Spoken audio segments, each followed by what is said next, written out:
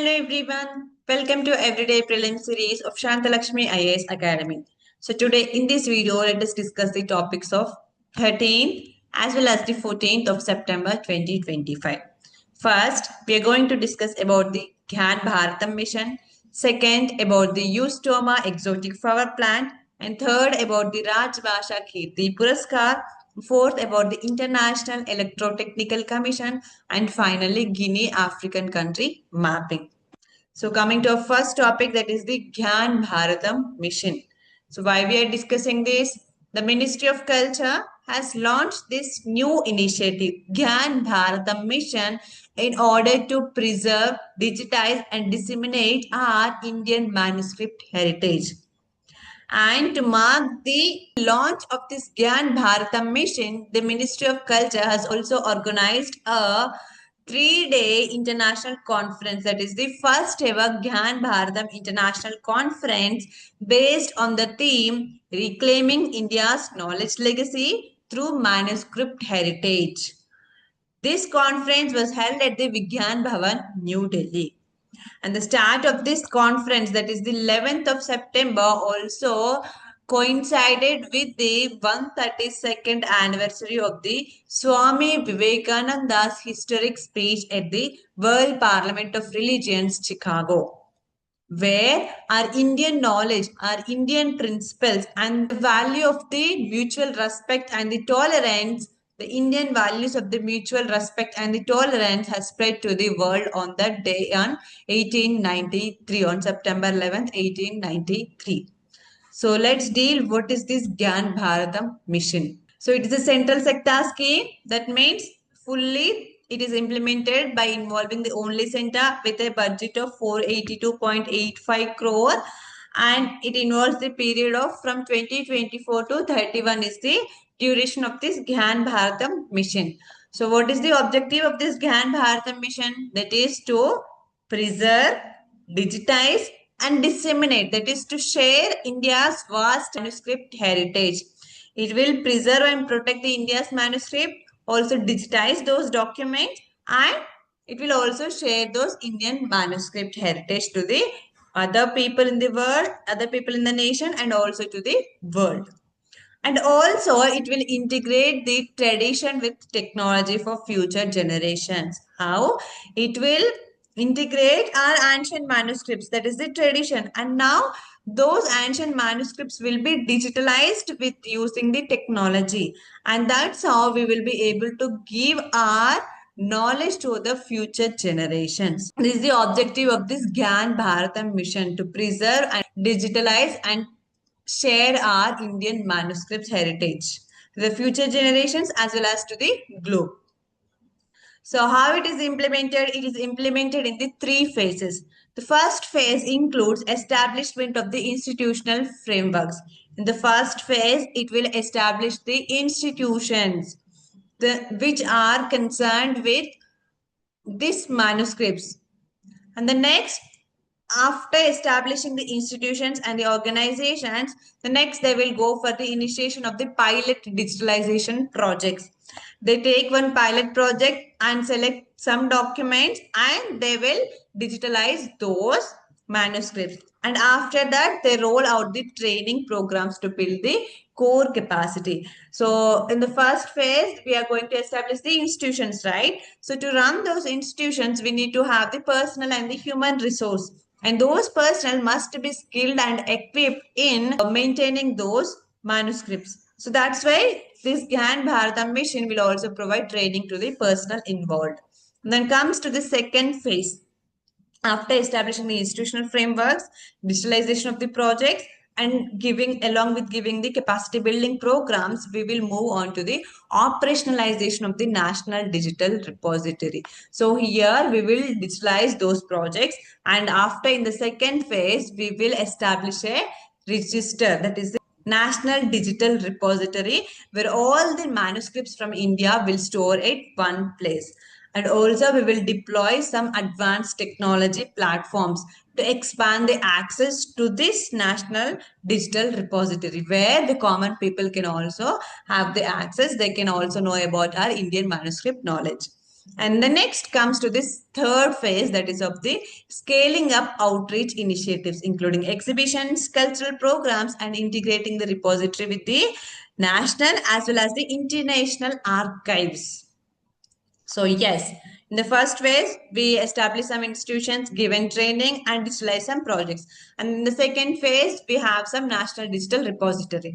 And in the third phase, we need to expand, right? So the common people and the others have to know, yes, there is this Gyan Bharat mission and there is this national digital repository where we can access to our manuscripts, right? So that can be done by spreading awareness, that is through the outreach programs, including exhibitions, cultural programs, and also integrating this repository with the national as well as the archives also, international archives also. In this national digital repository, we will integrate with the archives also. Now, coming to the objectives of this Gyan Bharatam mission, first is the identification and the documentation. In the first level, yes, we need to identify where are those manuscripts are located, and we need to document those manuscripts by giving the catalogs based on their period, based on the region and the subject. For example, if the manuscript belongs to some kingdom, we need to have some catalog regarding to the kingdoms only. Then so there where we can catalog those manuscripts all at one place. So the kingdom wise we can easily pick up the manuscript. Likewise to the age period and other criteria also. And this identification and documentation will be done through the institute, that is the manuscript resource centers. We will establish this manuscript resource centers, and through these manuscript resource centers, we will identify and document the Indian manuscripts. And the next comes the conservation and the restoration. Yes, we have identified and catalogued and documented those manuscripts. Now we have to preserve and conserve those manuscripts, and these will be done by the manuscript conservation centers. These centers will employ some technology so that the manuscript will not be lost by using some technology like the preventive and the curative measures, and they will ensure that the manuscript will be held for a long time so that our future generation can also be accessed. And the next comes the digitization and the repository creation. Yes, they will store, but we need to digitize those manuscripts so that we can easily give our knowledge to the future generation and also to the world in a easy and a seamless manner. So that will be done by establishing this national digital repository. All the documents, all the manuscripts will be digitalized and created in a repository that is known as the National Digital Repository. And the next comes the research, translation, and the publication. Yes, this Gyan Bharatam mission will also focus on researching, analyzing what are those manuscripts are telling, and they will also help in identifying the unidentified manuscripts and the translation of those manuscripts into the user languages, and also publication of those manuscripts. And then the capacity building and the training. So first, we discussed the first four objectives, right? In order to implement those objectives, we need to have the personnel. So the personnel must be equipped with the skills with respect to the identification, documentation, digitization, research, translation, and the publication. For that, this Gyan Bharatam mission will provide training to the personnel. The next is the technology development. We will also develop some advanced technologies so that how we can best preserve and access these manuscripts to the future generations and the world. And that is by using the international image interoperability framework, by synchronizing or by following the international image interoperability framework. So this is some framework which give about the interoperability of the images. By following those instructions, we will develop some advanced technologies. And also next comes the engagement and the incentivization. We have to spread this knowledge to the others, right? This knowledge to the other people and the other countries, so that we will establish this manuscript research partner program. Through this manuscript research partner program, this all the institutions will partner with all the schools, colleges, and other cultural institutions, and they will spread the knowledge about this Gyan Bharatam mission and the Indian manuscripts. Also, next we will go for the global collaboration and the education for having our outreach and for spreading our manuscript heritage to the world. So this is about the Gyan Bharatam mission. Second comes the eustoma. So what is this eustoma? This eustoma is the exotic flowering plant. Exotic means those are not native to India. They're not naturally found in India, but we'll get those plants from other countries and we will cultivate deliberately in India. So this is the exotic eustoma plant. So why we are discussing this? See, this institute, the National Botanical Research Institute, which is headquartered at Lucknow.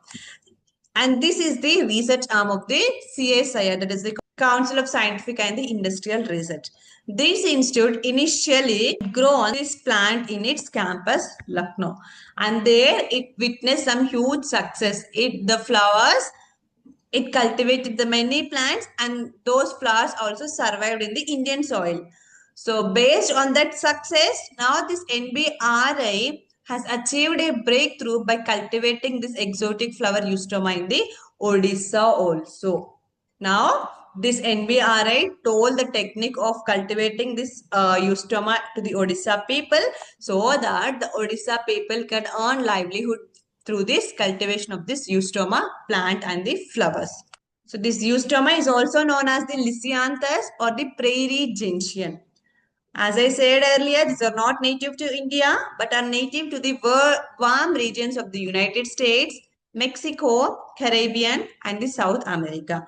These are generally found in the grasslands or the disturbed areas, undisturbed areas. These are the herbaceous annuals. That means these stems are not woody stems, those are green only. And what is the use? Why the NBRI is concerned with cultivating our exotic plant in India? See, because of its huge commercial demand. These beautiful flowers are used for decoration, that is for commercial purpose. These are the ornamental flowers. So the Odisha people, the Odisha farmers, by cultivating these flowers, they can earn their livelihood. And these flowers have the huge demand in the market as an ornamental flower. So this is about the eustoma. Remember, this is an exotic plant not native to India. And third comes the Rajbhasha Kirti Puraskar. So why we are discussing this? So 14th of September, that is the Hindi Divas. And on this occasion, and during the Hindi Divas celebrations and All India Official Language Conference, which was organized as the Mahatma Mandir Convention and the Exhibition Center at the Gandhinagar, Gujarat, the Union Minister Amit Shah, which is the Home Minister as well as the Ministry of Cooperation, has awarded this Rajbhasha Kirti Puraskar to the Sri V. Srinivas, who is the Secretary of the Administrative Reforms and the Public Grievances Department. And this is the second time this department, Administrative Reforms and the Public Grievances Department, is getting this Rajbhasha Kirti Puraskar. So this Rajbhasha Kirti Puraskar is awarded by the Department of Official Language under the Ministry of Home Affairs. Why? To encourage the implementation of the official language policy. So we have this Article 343 which says that the Hindi in the Devanagari script is the official language. So in order to spread the usage of this official Hindi language, we have this official language policy. In order to encourage the implementation of this official language policy, this Rajbhasha Kirti Puraskar award is given. And it was started and it is being given since the 2015. And who are eligible to get this Rajbhasha Kirti Puraskar? See, these are the organization, that is the ministries or the departments, public sector undertakings, boards, autonomous bodies and the trust, nationalized banks, and the in-house Hindi magazines. These organizations which must have minimum of 30 officials, then only they are able to get this award. From this organization, whoever is contributed for the implementation of this or spread of this Hindi language and the usage of this Hindi language in those departments, they will be awarded with this Rajbhasha Kirti Puraskar. And the award is selected by having a selection committee which includes the Secretary of the Department of Official Language, and the selection committee will also draw representatives from the NGOs also. And as I said earlier, this Department of Administrative Reforms and the Public Grievances got this award in 2024 also. And now this is getting for the second time, right? So any organization, if it continuously, consecutively gets the award twice, and they're not eligible to get this award for the third time. Now coming to fourth topic, that is the International Electrotechnical Commission. So why we are discussing this? The Bureau of Indian Standards has announced that this organization, this Bureau of Indian Standards, is going to host the 89th general meeting of this IEC from this 15th to 19th of September 2025 at Bharat Mandapam, New Delhi.